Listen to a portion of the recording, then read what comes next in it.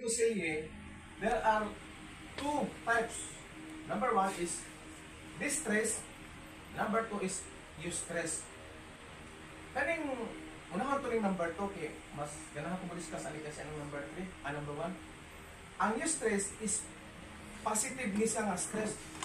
Karon lang po nakahibaw sa oras nga nung po ay positive stress. Kana bang nag-eskwela ka, nagtrabaho ka, na-promote ka, na-stress ka, but in positive way. Ang distress, muna delikado.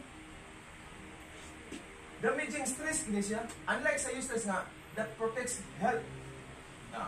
So, kung positive stress siya, nagkakuha ka, natapuan ka, nag-victorian ka, kung nauli ka, na-stress ka, in the sense of positive way. Kung ganahan ka maglipliho, stress mo na po. O doon na kayo mga work activities o outdoor activities, nindot na siya. Eustress is motivating energy, such as happiness, make an happiness, malipay na, mag-promote, magpapataas ng grado, doon natin achievements atong sa kinabuhi, positive na siya nga spito. Manatini, pinagsabaw natin, ang usa kang tao, tulunan may pag-isang asa dito sa pagko. Ako na mag-discuss next slide.